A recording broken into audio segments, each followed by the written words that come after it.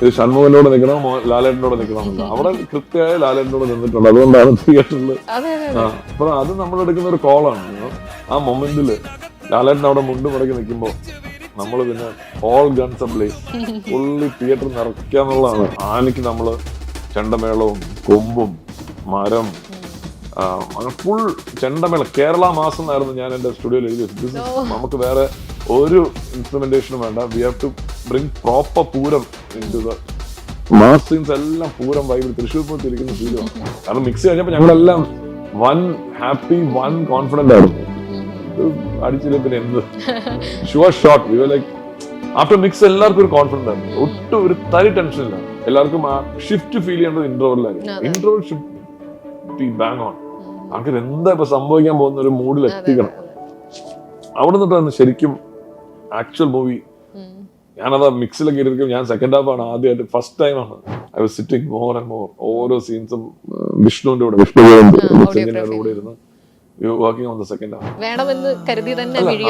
ആദർശമായിട്ട് വന്ന ലൈനാണ്. ഞങ്ങൾ ഒത്തിരി മാറ്റം നോക്കിയത്. പക്ഷെ അത് അത്ര ഭംഗിയായിട്ട് ആ ലൈൻ ഫസ്റ്റ് ലൈൻ ആ ട്യൂണായിട്ട് ഇരിക്കുന്നു. അപ്പം അങ്ങനെ വന്നപ്പം അവർക്കൊരു ട്രിബ്യൂട്ട് പോലെ ഇരുന്നോട്ടെ എന്ന കാര്യം തന്നെ വെച്ചതാണ്. ഇറ്റ്സ് ലൈക്ക് ലാലേട്ടന്റെ ഫസ്റ്റ് മൂവി. പക്ഷെ ആ പാട്ട് എന്ന് പറയുന്നത് ആക്ച്വലി ഒരു വെൽക്കമിങ് സോങ് ആണ്. അതായത് ഷൺമുഖന്റെ ലോകത്തേക്ക് ഒരു വെൽക്കമിങ്. അപ്പൊ അതിന്റെ വിഷ്വൽസ് എനിക്ക് നേരെ കിട്ടിയിട്ടാണ് ഞാൻ കമ്പോസ് ചെയ്യുന്നത്. ആ കാർഡും ഒക്കെ കഴിഞ്ഞിട്ട് പിന്നെ കാണിക്കുന്ന ലാലേട്ടനും നമുക്ക് എന്നുള്ളൊരു ഫോട്ടോ ആണ്.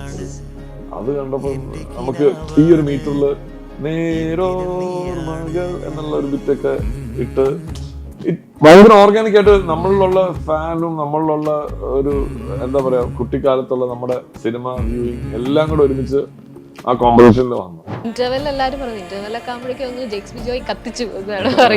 ഇതിന്റെ റൈറ്റിംഗിന്റെ ഒരു സുനിലേട്ടനെ തന്നെ എടുത്തു പറയണം. കാരണം അത്രയും ഫീൽ കൂടെ ഒക്കെ ആയിട്ട് പോയി പെട്ടെന്ന് അത് സീംലെസ് ആയിട്ടാണ് പരിപാടിയിലോട്ട് കയറുന്നത്.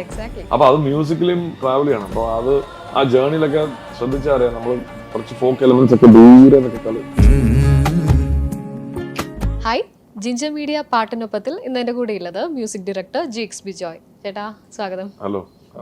തുടരും തിയേറ്ററിൽ ഫസ്റ്റ് തന്നെ കണ്ടതാണ്. അപ്പോൾ കിട്ടിയിട്ടുള്ള ഒരു ഇമോഷൻ എന്നുള്ളത് അയ്യോ അത് പറയുന്നതിലും അപ്പുറമാണ്. ഇപ്പോൾ ഫേസ്ബുക്കോ ഇൻസ്റ്റയോ ഒക്കെ തുറന്ന് ജിക്സ് ബിജോയ് എന്ന് അടിച്ചാൽ പഴയതൊന്നും അല്ല, തുടരും മാത്രമാണ് ഹാഷ്ടാഗ് ആയി കിടപ്പുള്ളത്. അത്രയും ഇഷ്ടപ്പെട്ടു. താങ്ക് യു സോ മച്ച് അങ്ങനെ ഒരു വർക്ക് തന്നതിന്. ഓൾ ടീമിന് തന്നെ താങ്ക്സ് പറയാണ് ഞങ്ങളെല്ലാവരും. അത് സ്പെഷ്യൽ ആണെന്ന് അറിയാം. കാരണം ലാലേട്ടന് വേണ്ടി ചെയ്യുന്ന ആദ്യത്തെ വർക്കാണ്. വെയിറ്റിംഗ് ഫൈനലി 1 year എന്തായാലും ഒരു പേ ഓഫ് പോലെ. കാരണം എനിക്ക് സിനിമകള് ബിഗ് സിനിമകളൊക്കെ ചെയ്തിട്ടുണ്ട്. പക്ഷെ ഈ ഒരു യുനാനിമസ് റിസപ്ഷൻ ഇതുവരെ കിട്ടിയിട്ടില്ല. അപ്പൊ അതിന്റെ ഒരു അത് തെലുങ്കിലൊക്കെ ചെയ്തപ്പോൾ കിട്ടിയിട്ടുണ്ട്. പക്ഷെ അതും ലാലേട്ടൻ്റെ ഒരു പടത്ത് ഫസ്റ്റ് പടത്തില് ഇത്രയധികം ഒരു ലവും അക്സെപ്റ്റൻസും ഒക്കെ കിട്ടുമ്പോ ദിസ് ഇസ് ദ പർപ്പസ്. എമ്പുരാനില് പാടി ഡബിൾ സന്തോഷം. ചേട്ടനും പ്രത്യേകം വിളിച്ചു. അവര് അങ്ങനെ ഒരു സർപ്രൈസ് ആയിട്ട് 2 പാട്ട് എനിക്ക് പാടാൻ പറ്റി എമ്പുരാനില്. മൊത്തത്തിൽ ഐ എം ഹാപ്പി. ചെയ്യാൻ പറ്റിയില്ല ലാലേട്ടൻ ഒരു പടം പോലും. പക്ഷെ ഇപ്പം 2 പടം അതും വലിയ പടങ്ങളിൽ ചെയ്യാൻ പറ്റി. അതും ഹിറ്റ്സ് ആണ്. ഇപ്പൊ 2 ദിവസം കൊണ്ട് തന്നെ അത്രയും കേറി കഴിഞ്ഞു. അതില് മ്യൂസിക്കിലേക്ക് വരുമ്പോ കൺമണിപ്പൂവയാണ് നമ്മൾ ആദ്യം കേൾക്കുന്ന പാട്ട്. അത് വിഷ്വൽസ് ഇല്ലെങ്കിലും ഞങ്ങളുടെ മനസ്സിൽ അത് വിഷ്വൽ പോലെ ആ ഫോട്ടോസും ലിറിക്കൽ വീഡിയോ ഇങ്ങനെ വന്നുകൊണ്ടിരിക്കുക. അതിന്റെ ഏറ്റവും വലിയൊരു സന്തോഷം ലാലേട്ടൻ ശോഭന കോംബോ ഒന്നിക്കുന്നു എന്നായിരുന്നു നമ്മുടെയൊക്കെ ഒരു കൗതുകം. അപ്പൊ അങ്ങനെ ഒരു കോംബോക്ക് വേണ്ടി പാട്ട് ഉണ്ടാക്കുമ്പോൾ വൈശാഖ സന്ധ്യയും ഒരുപാട് പാട്ടുകൾ വരുന്നുണ്ട്, ശ്രീരാഗമോ ഒക്കെ. അപ്പൊ അങ്ങനെ നിൽക്കുന്ന ഒരു പേരിന് വേണ്ടി പാട്ടുണ്ടാക്കുന്നതിന്റെ ഒരു എക്സൈറ്റ്മെന്റ് എങ്ങനെയായിരുന്നു? ഈ പാട്ടുകളൊക്കെ ലെജൻഡറി ആണ്. ഏറ്റവും കൂടുതൽ കപ്പിളായിട്ട് അഭിനയിച്ച ഒരു ഇവരുടെ കോംബോയിൽ ഒരുപാട് പാട്ടുകളും സിനിമകളും. അപ്പൊ ഞാൻ പക്ഷെ അതൊന്നും ഒരു പ്രശ്നമായിട്ട് എടുത്തില്ല. ഞങ്ങള് തുടരും. വിഷ്വൽസ് ഓൾറെഡി എനിക്ക് കിട്ടിക്കഴിഞ്ഞിരുന്നു. കാരണം എനിക്കൊന്ന് കഴിഞ്ഞ ഏപ്രിലാണ് ഈ തുടങ്ങുന്നത്. ഇപ്പൊ 1 year ആകുമ്പോൾ പടം ഇറങ്ങി. ആ സമയത്ത് എനിക്ക് ഇവർ ഇമ്മീഡിയറ്റ് ഷൂട്ടിന് പോകുമായിരുന്നു. 2 weeks മുമ്പ് എന്നെ ഹയർ ചെയ്യുന്നു പടത്തിലോട്ട്. അപ്പം ഈ പാട്ട് ഷൂട്ട് ചെയ്ത വിഷ്വൽസ് ഒക്കെ എനിക്ക് അയച്ചു തന്നു. ഒരു ടെംപ് മ്യൂസിക് ഒക്കെ കേട്ടിട്ടുണ്ടായിരുന്നു. അപ്പൊ ഞങ്ങൾ പറഞ്ഞു ഇതിനെ എങ്ങനെ അപ്രോച്ച് ചെയ്യാം എന്നുള്ള ഒരു ഡിസിഷനിലായിരുന്നു. ഒന്നെങ്കിൽ ഒരു പുതിയൊരു കണ്ടംപററി ഒരു പാട്ടായിട്ട് നല്ലൊരു മെലോഡിയസ് കണ്ടംപററി സോങ് ചെയ്യണം, അതോ ലെറ്റ്സ് സ്റ്റിക്ക് ടു നൊസ്റ്റാൾജിയ. അപ്പൊ ഇങ്ങനത്തെ ഒരു ഫസ്റ്റ് ഡിസിഷൻ അതായിരുന്നു. നൊസ്റ്റാൾജിയ ചൂസ് ചെയ്തു. പിന്നെ നൊസ്റ്റാൾജിയയിൽ ആരുടെയൊക്കെ സ്റ്റൈൽ എന്തൊക്കെ ഫോർമേഷൻസിൽ പോകാൻ നോക്കിയപ്പോൾ 4-5 ഓപ്ഷൻസ് ചെയ്തു ആക്ച്വലി. ഈ 4-5 ഓപ്ഷൻസിൽ 2 എല്ലാവരും ചൂസ് ചെയ്തു. രഞ്ജിതേട്ടനും തരുണും എല്ലാം കൂടെ ചൂസ് ചെയ്ത് ഈ 2 ഞങ്ങൾ ഒരു ലിസണിങ് സെഷൻ വെച്ചു. അതില് തരുൺ ലീൻഡ് മോർ ടുവേർഡ്സ് കൺമണി പൂവ്. പക്ഷെ കുറെ മറ്റേ പാട്ടിനും ഭയങ്കര ഒരു നല്ലൊരു ഇഷ്ടം ഉണ്ടായിരുന്നില്ല. ബട്ട് ഫൈനലി വി ചോസ് കൺമണി പൂവ്. കാരണം അതിന് കൂടുതൽ ഒരു നൊസ്റ്റാൾജിക് ഫീൽ ഉള്ളതുകൊണ്ടും അത് എൻജോയ് ഉണ്ടായിരുന്നു. ഞങ്ങൾ അപ്പോൾ ഡിസൈഡ് ചെയ്തു. ഹരിനാരായണനെ കൊണ്ടുവന്നു. And then it is all magic. കാരണം പാട്ട് കേട്ട് ഈ ലൈൻ ക്രാക്ക് ചെയ്യാൻ തന്നെ കുറച്ച് ഞങ്ങൾ ഹരിനാരായണൻ സ്റ്റുഡിയോ വന്നിരുന്ന് എഴുതുമായിരുന്നു. എഴുതി ഈ എന്തൊരു ചേലാണെന്നുള്ള ആക്ച്വലി പല്ലവിയുടെ അവസാനം വരുന്ന ഒരു പോർഷൻ. അപ്പൊ രഞ്ജിത്തേട്ടന്റെ ഐഡിയ ആയിരുന്നു എന്തൊരു ചേലാണ് എന്തുകൊണ്ട് നമുക്ക് ഫസ്റ്റ് വെച്ചുകൂടാ. പിന്നീട് തരുൺ അതിനകത്ത് കുറച്ച് കിഡ്സ് വോയിസ് ആഡ് ചെയ്ത് എങ്ങനെ ഇരിക്കും, അങ്ങനെ ഒരു കുറച്ച് നാളെടുത്ത് ഫോം ആയ ഒരു പാട്ടാണ് അത്. എന്റെ പാട്ടിൽ നോർമലി കുറച്ച് യങ്ങർ ഓഡിയൻസ് ആണ് എപ്പോഴും എന്നെ വന്ന് ഇപ്പം എന്റെ നാട്ടിലോട്ടൊക്കെ പോയാൽ അവരായിരിക്കും പറയുന്നത് കൂടുതൽ പേരുടെ പാട്ട് കേട്ടുന്നുള്ളത്. പക്ഷെ ഇത് എല്ലാരും ആന്റിമാരും ഒക്കെ വന്നിട്ട് they all have received the song. ഈ ഒരു കോംബോയുടെ ഒരു പ്രത്യേകത പാട്ടിന്റെ ഒരു സിംപ്ലിസിറ്റി ഒക്കെയാണ്. എന്തൊരു ചേലാണ് ചെമ്പഴുക്ക കൺമണി പോയപ്പോ എന്നോട് ഒരു സുഹൃത്ത്, നമ്മുടെ കൂടെ വർക്ക് ചെയ്യുന്ന സുഹൃത്ത് കുറെ മുമ്പ് എന്നോട് ചോദിച്ചു, എന്റെ മോൾ ഇങ്ങനെ ഒരു പാട്ട് പാടിയത്, അതായത് കുട്ടികളുടെ പോർഷൻ ആ കുഞ്ഞു കുട്ടിയെ പാടുന്നത്, അപ്പൊ ഇത് ഏതാ പാട്ട്? അപ്പൊ ഞാൻ പറഞ്ഞു ഈ പാട്ടാണ് അതിന്റെ തുടക്കമാണ്. കുട്ടികൾ ആ ഭാഗം ഏറ്റെടുത്തു. അതെ, എന്റെ മോളും 2 വേറെ കോഴ്സ് ഗ്രൂപ്പോട് ആ പോർഷൻ പാടിയിരിക്കുന്നു. അപ്പൊ അവളും ഭയങ്കര ഹാപ്പിയാണ്. അവളുടെ ഡെബ്യൂ പോലെ. അത് എന്തായിരിക്കും അങ്ങനെ ഒരു കുട്ടികളെ അല്ല, അത് പോസ്റ്റർ ഇറങ്ങിയപ്പം പിള്ളേരുടെ ഒരു ലാലേട്ടൻ സ്കൂൾ കുട്ടികളുടെ കൂടെ പോകുന്നതൊക്കെയാണല്ലോ. അപ്പം ഈ പാട്ടിനൊരു ഇൻട്രോക്ക് എന്തോ ഒരു ഭംഗി കുറവുള്ള പോലെ എനിക്ക് എപ്പോഴും തോന്നി, എന്തെങ്കിലും ആഡ് ചെയ്യണമെന്നുള്ളത്. അങ്ങനെ തരുണിന്റെ അടുത്ത് ഡിസ്കസ് ചെയ്തപ്പോഴാണ് പറഞ്ഞത് കിഡ്സിനെ വെച്ച് എന്തെങ്കിലും ചെയ്യാൻ പറ്റുമെന്ന് ചോദിച്ചപ്പോൾ ഇമ്മീഡിയറ്റ്ലി ചെയ്തു. അത് പറഞ്ഞ ഉടനെ ഒരു 10-15 മിനിറ്റ്സിൽ അത് ചെയ്തപ്പോൾ ഒരു പൂർണ്ണത വന്നു അതില്. പിന്നെ അങ്ങനത്തെ ഒരു വിഷ്വലില് കറക്റ്റ് ആയിട്ട് പ്ലേസ് ചെയ്ത് ഈ വോയിസ് കൂടെ വരുമ്പോൾ ഭയങ്കര നൊസ്റ്റാൾജിക് കണക്ഷൻ കിട്ടുന്നുണ്ട്. അതെ അതെ, അത് എത്ര പ്രാവശ്യം കേട്ട കഴിഞ്ഞ ഇത്രയും നാളത് ഇറങ്ങിയ പിന്നെ റിപ്പീറ്റ് കേട്ട് ഇന്നും കേട്ട പാട്ട് തന്നെയാണ്. അതുപോലെ അതില് നമ്മളെ ഇൻട്രോ പടം തുടങ്ങുമ്പോ തന്നെ കഥ തുടരും എന്ന് നിങ്ങൾ നെയിം ചെയ്ത പാട്ട്, അതിന്റെ മിഴിയോരം നമ്മുടെ എന്താ പറയുക, മിഴിയോരം നനഞ്ഞൊഴുകും, അത് ആ ഒരു രീതിയിൽ നമുക്ക് ഇങ്ങനെ ആ പാട്ടാണോ എന്നൊക്കെ തോന്നുമ്പോൾ വേറൊരു ഇതിലേക്ക് പോകും. അത് വേണമെന്ന് കരുതി തന്നെ ആദർശമായിട്ട് വന്ന ലൈനാണ്. ഞങ്ങൾ ഒത്തിരി മാറ്റം നോക്കിയത്, പക്ഷെ അത് അത്ര ഭംഗിയായിട്ട് ആ ലൈൻ, ഫസ്റ്റ് ലൈൻ ആ ട്യൂൺ ആയിട്ട് ഇരിക്കുന്നത്, അതും നനയുകയായി, അതും സെക്കൻഡ് വേർഡും. അപ്പം അങ്ങനെ വന്നപ്പം അവർക്കൊരു ട്രിബ്യൂട്ട് പോലെ ഇരുന്നോട്ടെ എന്ന കാര്യം തന്നെ വെച്ചതാണ്. ഇറ്റ്സ് ലൈക്ക് ലാലേട്ടന്റെ ഫസ്റ്റ് മൂവി. പക്ഷെ ആ പാട്ട് എന്ന് പറയുന്നത് ആക്ച്വലി ഒരു വെൽക്കമിങ് സോങ് ആണ്. അതായത് ഷൺമുഖന്റെ ലോകത്തേക്ക് ഒരു വെൽക്കമിങ്. അപ്പൊ അതിന്റെ വിഷ്വൽസ് എനിക്ക് നേരെ കിട്ടിയിട്ടാണ് ഞാൻ കമ്പോസ് ചെയ്യുന്നത്. അപ്പൊ അത് കിട്ടിക്കഴിഞ്ഞ് ഈ ഓപ്പണിംഗ് വിഷ്വൽസും ആ കാർഡും ഒക്കെ കഴിഞ്ഞിട്ട് പിന്നെ കാണിക്കുന്ന ലാലേട്ടനും മമ്മൂക്കയും നമ്മളൊരു ഫോട്ടോ ആണ്. അത് കണ്ടപ്പോ നമുക്ക് ഈ ഒരു മീറ്ററിൽ നേരോർമകൾ എന്നുള്ള ഒരു ബിറ്റൊക്കെ ഇട്ട് ഭയങ്കര ഓർഗാനിക് ആയിട്ട് നമ്മളിലുള്ള ഫാനും നമ്മളിലുള്ള ഒരു എന്താ പറയാ കുട്ടിക്കാലത്തുള്ള നമ്മുടെ സിനിമ വ്യൂയിങ് എല്ലാം കൂടെ ഒരുമിച്ച് ആ കോമ്പറ്റീഷനിൽ വന്നു. എഫർട്ട്ലെസ് ആയിരുന്നു. അത് അത്ര അതിനും വലിയ ഓപ്ഷൻസ് ഒന്നും കൊടുത്തില്ല. It just flew. അത് നമ്മളിങ്ങനെ സിനിമയിലേക്ക് നമ്മളെങ്ങനെ കൊണ്ടുപോവായിരുന്നു ശരിക്കും. അതിപ്പം ആരൊക്കെയോ ഇങ്ങനെ എന്നോട് ഇന്നലെ നഹാസ് നമ്മുടെ ഡയറക്ടർ വിളിച്ചിട്ട് ആദ്യം പറഞ്ഞൊരു കമന്റ് ആണ്, ചേട്ടാ ആദ്യത്തെ സോങ് വാസ് അത്ര വെൽക്കമിങ് ആയിരുന്നു. We are in for a നല്ല പടത്തിൽ കയറിയ ഒരു ഫീലിംഗ് കിട്ടി നമ്മൾ പറഞ്ഞു. ശരിക്കും ഷൺമുഖന്റെ ലളിതന്റെയും ഒരു വീട്ടിലേക്ക് നമ്മളെ കൊണ്ടുപോയത് ആ പാട്ടാണ്. അതുപോലെ തന്നെ പേമാരിക്ക് വല്ലാത്തൊരു ഡെപ്ത് ഉണ്ട്. അതെനിക്ക് അങ്ങനെ റിപ്പീറ്റ് കേൾക്കുമ്പോൾ വല്ലാത്തൊരു നമ്മൾ സിനിമ കണ്ട് കേൾക്കുമ്പോൾ ഒരു ഡെപ്ത് ഉള്ള പോലെ ഫീൽ ചെയ്യുന്നുണ്ട് പേമാരിയുടെ ഒരു. അതായത് പടത്തിലൊരു ജോണർ ഷിഫ്റ്റ് സംഭവിക്കുന്നുണ്ട്. കൂടുതൽ കഥ പറയാൻ പറ്റില്ല, ആൾക്കാർ കാണുന്നല്ലോ. ഈ ജോണർ ഷിഫ്റ്റ് എങ്ങനെ ചൂസ് ചെയ്യാന്നുള്ള ഒരു ഡിസ്കഷൻ ഉണ്ടായിരുന്നു. അപ്പം നമ്മൾ ആദ്യം തന്നെ ഈ പടത്തിന്റെ ഒരു PDF ആയിട്ട് ഇതിന്റെ മ്യൂസിക്കൽ സ്കേപ്പിംഗ് എങ്ങനെയാണെന്ന് തരുൺ ഡിസ്ക്രിപ്റ്റ്, എന്തൊക്കെ തീംസ് ആണ് വേണ്ടതെന്നുള്ളത്. അതില് ലാലേട്ടന് ക്യാരക്ടറിന് ഒരു ഒറ്റയാന്റെ ഒരു എന്താ പറയുക ഒരു മെറ്റഫോറാണ് കൊടുത്തിരിക്കുന്നത്. അതുപോലെ തന്നെ ഈ നമ്മുടെ വില്ലന്റെ ക്യാരക്ടർ ഒരു പാമ്പാണ്, സ്നേക്ക്. അതാണ് നമ്മള് വില്ലന്റെ ഒരു അണ്ടർടോൺ ആയിട്ട് ഒരു റാറ്റിൽ സ്നേക്കിന്റെ അങ്ങനെ ഒരു സറൗണ്ടിങ് കൂടെ അത് എപ്പോഴും പോകും. പിന്നെ അതിന്റെ ഇൻസ്ട്രുമെന്റേഷനും ഒരു ചെറിയ ഒരു ഡിസ്റ്റർബിങ് വയലിൻ റിഫ്സ് ഒക്കെയാണ്. ശരിക്കും ഒരു എഴജന്തുവിന്റെ ഒരു ഫീലിംഗ് ഉളവാക്കുന്ന ഒരു പാലറ്റ് അത്. മിനു പപ്പ നമ്മളൊരു ഫോക്സ്, ഒരു കുറുക്കൻ, കണ്ണിങ് എന്നുള്ള സോ ഇങ്ങനത്തെ 3 ഐഡിയാസ് ഉണ്ട്. അപ്പൊ ഇങ്ങനെ തീംസ് ഡെവലപ്പ് ചെയ്യണമെന്നുണ്ടെങ്കിൽ എന്ത് പാലറ്റ് പിക്ക് ചെയ്യണം എന്നുള്ളത് ഞാൻ ഫോക്ക് പിക്ക് ചെയ്തു. Folk is very easy. ഇത് ഈസി ആയിട്ട് നമുക്ക് ഇതിനകത്തോട്ട് ഇന്റർവ്യൂ ചെയ്യാം. അതല്ല നമ്മളൊരു ട്രഡീഷണൽ സ്കോറിംഗിലോട്ട് പോയാൽ ചിലപ്പോൾ ഈ ഡെപ്തിലോട്ട് പോകാൻ പറ്റില്ല. പിന്നെ ഇന്റർവൽ പോർഷൻ നടക്കുന്ന സെറ്റിംഗ് ഒക്കെ കാർഡുണ്ട്. അപ്പൊ അങ്ങനെ ആ സെറ്റിംഗിൽ എനിക്ക് തോന്നി ഫോക്ക് ഇതിനകത്തോട്ട് നമുക്ക് ആനയെ കൊണ്ടുവരാം, നമുക്ക് പാമ്പിനെ കൊണ്ടുവരാം, നമുക്ക് കുറുക്കനെ കൊണ്ടുവരാം. അത് മ്യൂസിക്കലി മെറ്റഫോറിക്കലി നമുക്ക് കൊണ്ടുവരാൻ പറ്റും. അങ്ങനെ ഒരു പാലറ്റ് സെറ്റ് ചെയ്തു. അവിടെ ഒരു ഡിസൈൻ ചെയ്ത് റിതമൊക്കെ ഡിസൈൻ ചെയ്ത് വന്നപ്പോൾ ഒരു ട്യൂണിലോട്ട് എത്തിയതാണ് ഈ പേമാരി എന്ന് പറയുന്നത്. കാരണം അവിടെ തൊട്ട് പടം വേറെ ഗിയറിലോട്ട് പോവാന്നുള്ള ഒരു പ്രമനിഷനാണ്. പിന്നീട് ഞാൻ സ്കോർ ചെയ്യുമ്പോൾ എപ്പോഴും ഒരു മെലഡിക് ഐഡിയ കിട്ടിക്കഴിഞ്ഞാൽ പിന്നെ അതിന്റെ സ്കോർ ചെയ്യുമ്പോൾ അത് എന്താണ് അത് കണ്ടിന്യൂഷൻ ചെയ്ത് വരുന്ന കാര്യങ്ങൾ പെട്ടെന്ന് ഫ്ലോ ചെയ്ത് പോകും. അപ്പൊ പേമാരി ചെയ്യണമെന്ന് കരുതി കമ്പോസ് ചെയ്ത പാട്ടല്ല ആക്ച്വലി. ആറാറിന്റെ ഭാഗമായിട്ട് ചെയ്തപ്പോ അങ്ങ് വന്നുപോയി. ഈ ഇന്റർവെൽ എല്ലാരും പറയുന്നത് ഇന്റർവെല്ലൊക്കെ ആകുമ്പോഴേക്കും അങ്ങ് ജെക്സ് ബിജോയ് കത്തിച്ചു എന്നാണ് പറയുന്നത്. ഇന്റർവെല് ഭയങ്കര ഇമ്പോർട്ടന്റ് ആണല്ലോ, എല്ലാ രീതിയിലും ഇമ്പോർട്ടന്റ്, മ്യൂസിക്കിന് പ്രത്യേകിച്ചും. പക്ഷെ ഇതിന്റെ റൈറ്റിംഗിന്റെ ഒരു സുനിലേട്ടനെയും തരുണിനെയും എടുത്തു പറയണം. കാരണം അത്രയും ഫീൽ ഗുഡ് ഒക്കെ ആയിട്ട് പോയി പെട്ടെന്ന് അത് സീംലെസ് ആയിട്ടാണ് പരിപാടിയിലോട്ട് കയറുന്നത്. അപ്പൊ അത് മ്യൂസിക്കലിയും ട്രാവൽ ചെയ്യണം. അപ്പൊ അത് ആ ജേർണിയിലൊക്കെ ശ്രദ്ധിച്ചാൽ അറിയാം. നമ്മള് കുറച്ച് ഫോക്ക് എലമെന്റ്സ് ഒക്കെ ദൂരെ നിന്നൊക്കെ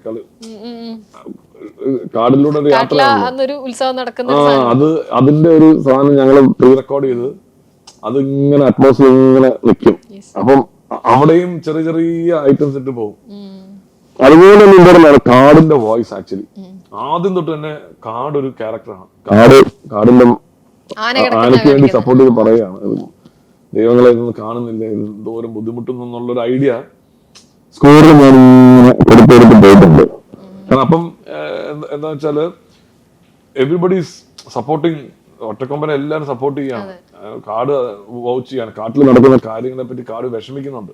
അതാണ് ആക്ച്വലി ഈ പേമാരി എന്ന് പറയുന്നതും പുറപ്പെടുന്നതെന്നൊക്കെ പറയുന്ന ഒരു കാടിന്റെ റെപ്രസെന്റേഷൻ ആയിട്ടാണ് അത് വന്നിരിക്കുന്നത്. സോ അങ്ങനെ ചിന്തിച്ചതിന്റെ ഒരു വിഷൻ എല്ലാം മെറ്റഫോറിക്കലി പുള്ളി വെക്കുന്നതായതുകൊണ്ട് നമുക്ക് ചെയ്യുന്ന ആൾക്കാർക്കും ചാലഞ്ചും ഇൻട്രസ്റ്റിംഗും ആണ്. അങ്ങനെയാണ് ഇപ്പൊ തരുൺ ചേട്ടൻ പറയുന്നത്. ഇവിടെ ഒരു സോങ് അല്ലെങ്കിൽ സോങ്ങിന്റെ പ്ലേസ്മെന്റ് ഞാൻ ഡിസൈഡ് ചെയ്യുന്നു. I will decide, but the overall mood he gives me that where do you, this is what I want in mind, ഇതാണ് എന്റെ വേൾഡ് ബിൽഡിംഗ്. അത് ഫോക്കിലോട്ട് തന്നെ ഞങ്ങള് യാദൃശ്യമായിട്ട് എത്തിയത്, അങ്ങനെ ഒരു നിർബന്ധമൊന്നും ഇല്ലായിരുന്നു. But it landed up in ഫോക്കിൽ പിന്നെ നമ്മള് we have to make sure that ലാലേട്ടന്റെ ഞാൻ സെക്കൻഡ് ഹാഫിലെ കാര്യങ്ങളൊക്കെ പറയുമ്പോ ഒരുപാട് അങ്ങ് വെറും മാസാക്കിയിട്ട് കാര്യമില്ല, കമേഴ്ഷ്യൽ ആക്കിയിട്ട് കാര്യമില്ലല്ലോ. ഇത് there should be a thin line. കാരണം ഇതിനകത്തൊരു ഇമോഷനും കൂടെ ഉള്ളതുകൊണ്ടാണ് പേമാരി പോലത്തെ ഒരു സോങ് അവിടെ ഫിറ്റ് ആയത്. പക്ഷെ ചില പോയിന്റുകളിൽ ഒരു ഡിസിഷൻ എടുക്കണം. അതായത് ഇത് ഷൺമുഖനോട് നിൽക്കണം, ലാലേട്ടനോട് നിൽക്കണം എന്നില്ല. അവിടെ കൃത്യമായ ലാലേട്ടനോട് നിന്നിട്ടുണ്ട്. അതുകൊണ്ടാണ് തിയേറ്ററിൽ അപ്പൊ അത് നമ്മൾ എടുക്കുന്ന ഒരു കോളാണ്. ആ മൊമെന്റില് ലാലേട്ടൻ അവിടെ മുണ്ട് മുടക്കി നിൽക്കുമ്പോ നമ്മള് പിന്നെ all guns ablaze, fully theatre നിറയ്ക്കാന്നുള്ളതാണ് നമ്മുടെ. സോ അവിടെയൊക്കെ അങ്ങനെ നിന്നു. ബട്ട് പിന്നീട് ഓവറോൾ കഥയുടെ നറേറ്റീവിലോട്ട് വരുമ്പോ ഈ പേമാരിയുടെ ഒരു സോളിലാണ് പടം മൊത്തം പോയിരിക്കുന്നത്. പിന്നെ അതിന്റെ പാലറ്റ് ആയാലും ഇപ്പൊ ആനയ്ക്ക് നമ്മള് ചെണ്ടമേളവും കൊമ്പും മരം അങ്ങനെ ഫുൾ ചെണ്ടമേള കേരള മാസം എന്നായിരുന്നു ഞാൻ എന്റെ സ്റ്റുഡിയോയിൽ എഴുതി വെച്ചത്. ദിസ് ഇസ് നമുക്ക് വേറെ ഒരു ഇൻസ്ട്രുമെന്റേഷനും വേണ്ട, we have to bring proper Pooram into the mass scenes. എല്ലാം പൂരം വൈബിൽ തൃശ്ശൂർ പൂരത്തിരിക്കുന്ന ഫീലാണ്. അതായിരുന്നു എന്റെ വിഷൻ. കാരണം അതെനിക്ക് ഒരിക്കലും ഒരു പടത്തിനും ചെയ്യാൻ പറ്റില്ല. നമ്മൾ എപ്പോഴും ചെറിയ വെസ്റ്റേൺ ഇൻഫ്ലുവൻസോ കുറച്ച് ഗിറ്റാർസ് അങ്ങനെയൊക്കെ വെച്ച് വേറൊരു പരിപാടിയിലായിരിക്കുമല്ലോ. ഇത് I was strict, like we have to stick to that. പാടാന്നറിയാം, കാരണം ചെണ്ടമേളത്തിൽ അങ്ങനെ ചെയ്തെടുക്കാൻ കുറച്ച് ട്രിക്കിയാണത്. അപ്പൊ അതില് പല ഷെയ്ഡ്സ് അത് ഉപയോഗിച്ചു. അതുപോലെ തന്നെ വില്ലന്റെ ക്യാരക്ടറിന് അത് തരുണിന്റെ ഒരു ഐഡിയ ആയിരുന്നു. നമുക്കൊരു ഒരു അങ്ങനത്തെ റെഫറൻസസ് കൊടുക്കാം എന്നുള്ള, സർപ്പപ്പാട്ടിന്റെ ഒക്കെ ഒരു റെഫറൻസ് കൊടുക്കാം എന്നുള്ള രീതിയിൽ അത് കറക്റ്റ് ആയിട്ട് പ്ലേസ് ചെയ്യാറ് വില്ലൻ വേണ്ട ഐഡിയാസിൽ. ഇതിൽ ഈ തിൻ ലൈൻ ഉണ്ടല്ലോ, അതെങ്ങനെ ക്രാക്ക് ചെയ്തത്? അതായത് മാസ് മോഹൻലാലിലേക്ക് ഇല്ല, അത് നമ്മളെപ്പോഴും നമുക്കറിയാലോ ഒരു സീൻ ഡിസൈൻ ചെയ്യുമ്പോൾ പക്ഷെ തന്നെ ഭയങ്കര സ്മൂത്ത് അവിടെ ലാൻഡിങ് ആയിരുന്നു. ഡിസൈൻ ചെയ്യുമ്പോൾ തന്നെ തരുണും പറഞ്ഞു തന്നെ ഞാനിപ്പോൾ ഓർക്കുന്നില്ല ആ ഒരു പർട്ടിക്കുലർ സീൻ സെക്കൻഡ് ഹാഫ് എല്ലാവരും കാണുന്നവര് പോയി കാണട്ടെ. ബട്ട് ഒരു പർട്ടിക്കുലർ സീനിൽ അത് കണ്ടു കഴിയുമ്പോൾ ഞാൻ എഴുന്നേറ്റ് നിന്നു, ഇത് എന്ത് ചെയ്യണം, ഷൺമുഖന്റെ കൂടെ നിൽക്കണോ ലാലേട്ടൻ്റെ കൂടെ നിൽക്കണോ, ഇത് ഗാലറിക്കാന്ന് പറഞ്ഞു. ഇവര് നോക്കുന്നില്ല, ഞാൻ ഷൺമുഖനെ വിടുന്നൊന്നുമില്ല, പക്ഷെ ഈ മൊമെന്റ് ലാലേട്ടന് വേണ്ടിയാണ്. അപ്പൊ അല്ലെങ്കിൽ ആ ഒരു കോൾ എടുത്തില്ലെങ്കിൽ ഉണ്ടോ നമ്മൾ ചിലപ്പോൾ സ്റ്റോറി എന്നൊക്കെ വിട്ടു, പെട്ടെന്ന് തിരിച്ചു വരണം, ബ്രിങ് ഇറ്റ് ബാക്ക്. അപ്പം ആ സമയത്ത് നമ്മൾ ദ മോസ്റ്റ് ഇമ്പോർട്ടൻറ്റ് ആ ഒരു പർട്ടിക്കുലർ സീൻ, ഞാൻ ഈ പറയുന്ന scene I think I took about 3 to 4 days, വെറും 30 സെക്കൻഡോ മറ്റോ ഉള്ളൂ. അതൊന്ന് ക്രാക്ക് ചെയ്യാൻ എന്താണ് അതിന്റെ റൈറ്റ് ട്യൂൺ, എന്താണ് അതിന്റെ റൈറ്റ് ഐഡിയ. എന്റെ ഇപ്പൊ തന്നെ 4-5 വേർഷൻസ് ഉണ്ട് അതിന്റെ.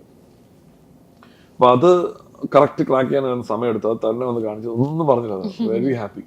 പിന്നെ അത് കഴിഞ്ഞിട്ട് അവിടെ വന്ന് നിൽക്കുന്നതും ഒക്കെ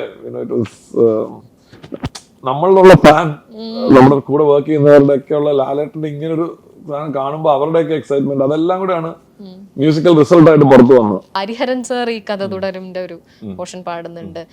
MG സാർ പാടിയതിന്റെ കൂടെ ലാലേട്ടൻ ഇരുന്ന് വോയിസ് കൊടുക്കുന്ന ഒരു വീഡിയോ പുറത്തിറങ്ങി. അവരിലേക്കൊക്കെ എങ്ങനെയാ പ്ലാൻ ചെയ്തത്? ഹരിഹരൻ സാറിന്റെ എന്ന് പറയുമ്പോൾ എനിക്ക് ആ പാട്ട് ആദ്യം തന്നെ ഹരിഹരൻ സാർ പാടണമെന്നായിരുന്നു ഭയങ്കര ആഗ്രഹം. അപ്പൊ എനിക്ക് കഥ തുടരും പാട്ട് മിഴിയോറും ഓഫ് ഇൻ ഹിസ് വോയിസ്.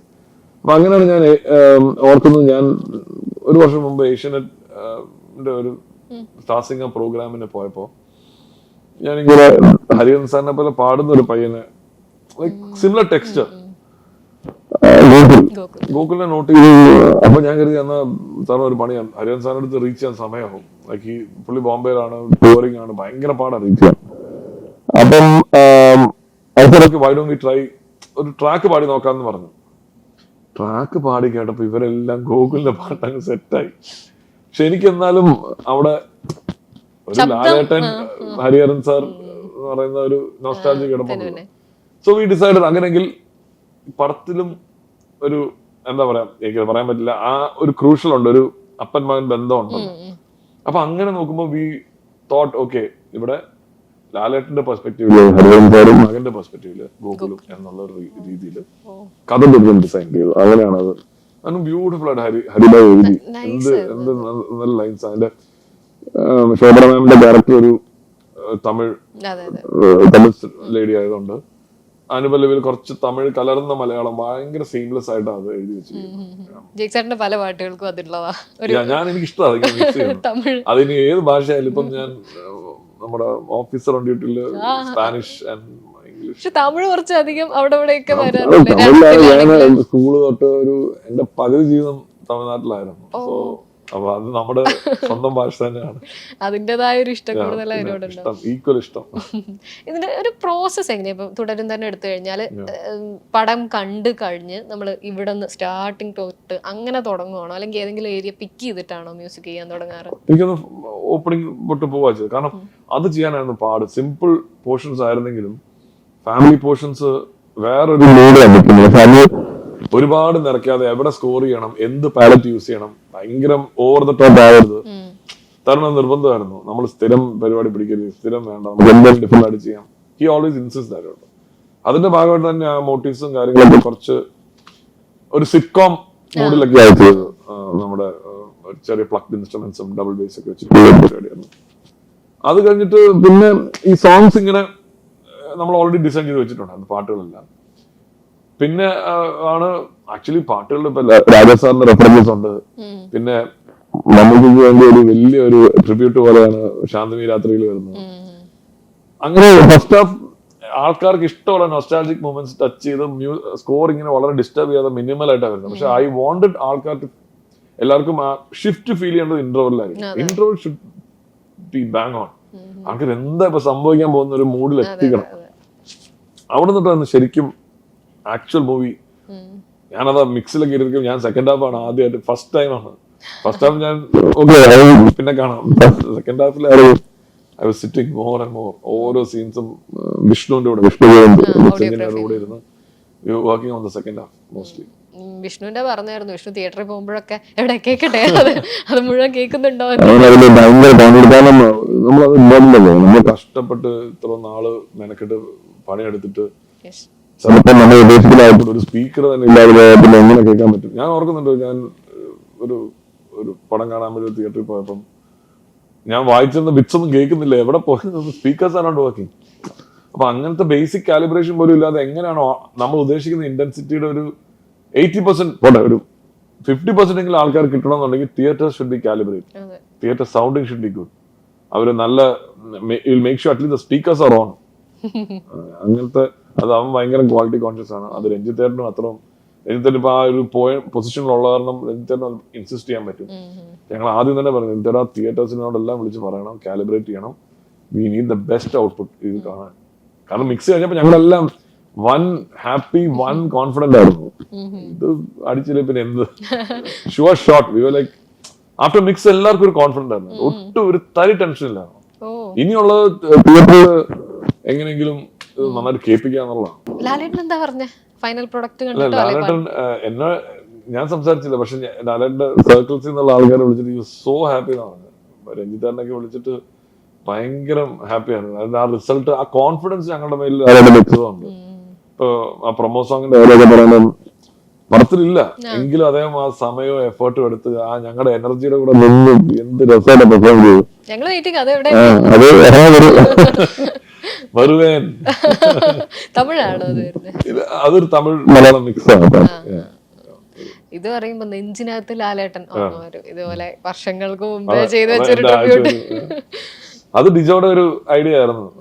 അന്ന് അങ്ങനത്തെ ഒരു വേർഡ്സും എല്ലാം കൂടെ വന്നിട്ട് ഞാൻ പാഡ് ചെയ്ത് അത് കഴിഞ്ഞിട്ട് അത് ലാലേട്ടന്റെ ഒരു ആന്തമായി മാറി. അത് ഇപ്പോഴും ചില സ്ഥലങ്ങളിൽ ലാലേട്ടന്റെ ആ പാട്ട് കേറി വരുമ്പോ എല്ലാരും പാടുന്ന ഒരു, അപ്പൊ അതെന്റെ ഒരു ട്രിബ്യൂട്ട്, എന്റെ വോയിസിലാണ് ആ പാട്ട്. അന്ന് എന്തായിരുന്നു ആ ഒരു പാട്ട് സെറ്റ് ചെയ്യുമ്പോ? കാരണം ഇത് ഇത്ര അടിക്കുന്ന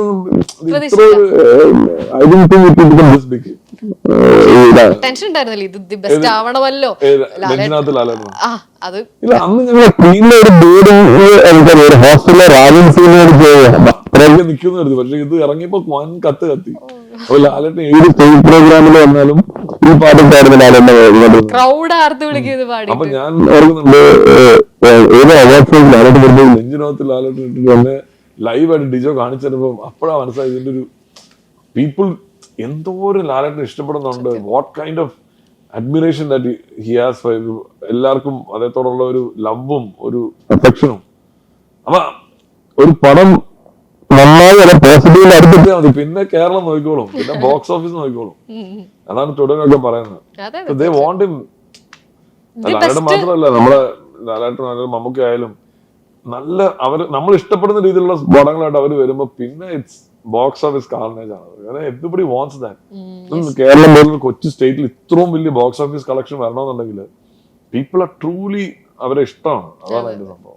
അത് ലാലേട്ടൻ പറയുന്നത് എന്നെ ഇഷ്ടമാണ് എല്ലാവർക്കും എന്ന് പറയുന്നത്. ഒരു ചലഞ്ച് അപ്പൊ എന്തൊക്കെ പറഞ്ഞാലും സെക്കൻഡ് ഹാഫ് തന്നെയായിരിക്കും അല്ലെ? സെക്കൻഡ് ഹാഫും ഇമോഷണൽ സീൻസും ഓവർ ദ ടോപ്പ് ആവാൻ പാടില്ല. സോ ഇമോഷണൽ സീൻസിനെ കറക്റ്റ് ആയിട്ട് ഡിസൈൻ ചെയ്യണം. പിന്നെ അതില് ടീമിലുള്ളവർക്ക് പലർക്കും പല അഭിപ്രായമാവും എന്ത് how much can we go എന്നുള്ളതില് ആ ചോയ്സ് എടുക്കുന്നതൊക്കെ ഭയങ്കര. പിന്നെ ലൈക് ടുവേർഡ്സ് എൻഡ് നിങ്ങൾ കാണുക very very musical, heavily musical portions ആണ്. അപ്പൊ അതിന്റെ ഡിസൈൻ ഇട്ടുക്ക് കുറച്ച് സമയം എടുത്തു ചെയ്യാൻ പെട്ടെന്ന്. പക്ഷെ ഇത് ഇങ്ങനെ ഇത്ര ഒരു ലാൻഡ്മാർക്ക് മൂവി ആകുമ്പം ഓരോ ബിറ്റും പെയിൻ എടുത്ത് ഞാൻ ഓർക്കുന്നുണ്ട്. പടം കഴിഞ്ഞു, മിക്സും കഴിഞ്ഞു വിഷ്ണു, എന്നിട്ട് ഞാൻ ക്ലൈമാക്സിലെ പോർഷൻസ് എല്ലാം പൊളിച്ചു. ഭയങ്കര മിക്സ് കഴിഞ്ഞിരിക്കുമ്പോ പിന്നെ ആർക്കായാലും തേച്ചു. പക്ഷെ ഞാൻ പറഞ്ഞു ഒരു നിവർത്തിയില്ല, മാറ്റി വെച്ചു. അങ്ങനെ രഞ്ജിത്തേട്ടൻ കൂടെ നിന്നിട്ട് തരുണും അത് ഹാപ്പി ആയിരുന്നു. കാരണം ഒരു സാധനം നന്നായിട്ട് ചെയ്യുമ്പോൾ അവർക്ക് നിവർത്തിയില്ല പറ്റും. കാരണം ഞങ്ങളുടെ ആദ്യത്തെ റിലീസ് ഡേറ്റ് ജാൻ 20th ആണ്. അപ്പൊ ജാൻ 20th എന്ന് പറയുമ്പോൾ എനിക്ക് 2-3 ആഴ്ച കിട്ടിയിട്ടുള്ളൂ. കാരണം ഞാനൊരു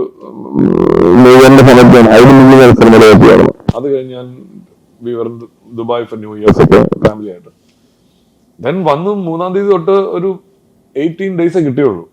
അപ്പൊ അതിന്റേതായ ടെൻഷനും വിഷമവും ഒക്കെ ഉണ്ട്. അയ്യോ ചെയ്യാൻ പറ്റും, പക്ഷെ അത് രഞ്ജിത്തേട്ടനോട് പറയാൻ പറ്റില്ല. കാരണം അവരെല്ലാം ദ ബെസ്റ്റ് എക്സ്പെർട്സ്. അത് നമുക്കറിയാം കുറച്ചുകൂടെ ചെയ്താൽ ബെറ്റർ ആവാൻ പറ്റും. സച്ച് പോസ്റ്റ് പ്രൊഡക്ഷന് സമയം കൊടുക്കുമ്പോഴുള്ള ഒരു മാജിക് ആണ് തുടരുക. അത് കഴിഞ്ഞ് എന്തോ കാര്യങ്ങൾ പടം പുഷായി. പുഷായി കഴിയുമ്പോൾ ഞാൻ എല്ലാം തിരിച്ച് പിന്നെ എനിക്ക് വേണ്ട രീതിയിൽ, കാരണം there is two ways of working. Either you want to finish the film in the best way possible or you want to perfect the film. നമുക്ക് അറിയാവുന്ന കഴിവെല്ലാം വെച്ച് മാക്സിമം പെർഫെക്റ്റ് ചെയ്യുന്നു. അതാണ് ഞാൻ even in like big Hollywood studios ഒക്കെ post production ആണ് they take the longest time. പക്ഷേ നമ്മുടെ മാർക്കറ്റ് കൺസ്ട്രെയിൻസും ചില കമ്മിറ്റ്മെന്റ്സ് ഒക്കെ ഉള്ളതുകൊണ്ട് എല്ലാവരും ഡേറ്റ് ഇടും. ഷൂട്ട് എപ്പോൾ തുടങ്ങുന്നത് ഡേറ്റ് ഇട്ടിട്ടാണ്, പിന്നെ അതിലോട്ടാണ് എത്തിപ്പെടാൻ നോക്കുന്നത്. ഉറപ്പായിട്ടും കോംപ്രമൈസ് ഉണ്ടാവില്ല ആർക്കായാലും. ബട്ട് വേഴ്സസ് ഇപ്പൊ ഇത് കണ്ടോ, ഇതിനകത്ത് എനിക്കൊന്നും ഇല്ല, ഇതിന് കൂടുതലൊന്നും ചെയ്യാനില്ല. ഈ ഒരു സന്ദർഭത്തിൽ I have done my best.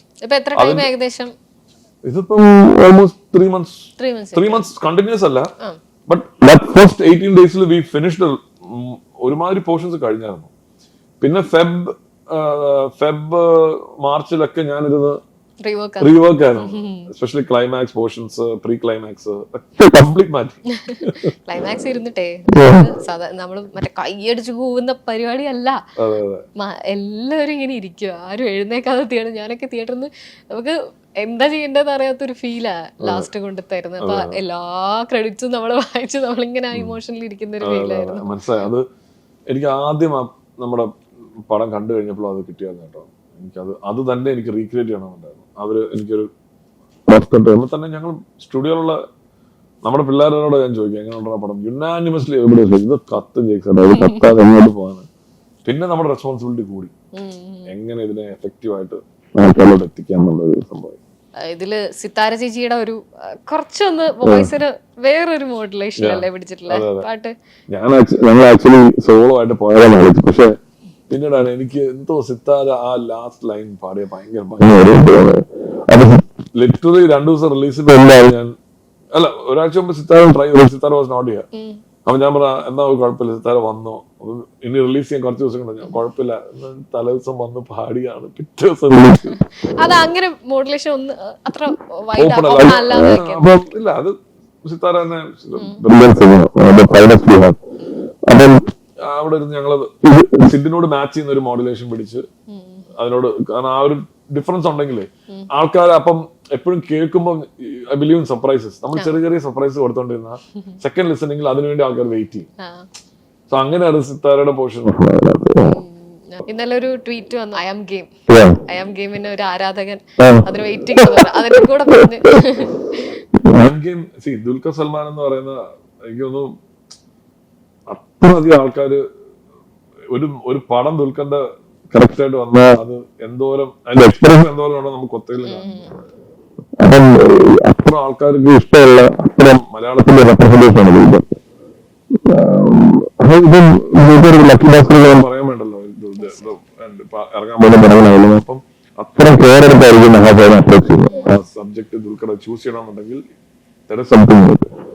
ഞങ്ങളും ബേസിയാണ് നേരായിട്ട് ഷൂട്ട് തുടങ്ങുകയാണ് പടത്തിന്റെ. അതെനിക്ക് തോന്നുന്നു നെക്സ്റ്റ് ഇയർ ആയിരിക്കും റിലീസ് ഒക്കെ. ഒരു കോംപ്രമൈസ് ഇല്ലാത്ത ഒരു ചർച്ചയില്ല. എന്നാൽ പറയുന്നത് എവരി ആർട്ടിസ്റ്റ് പ്രധാന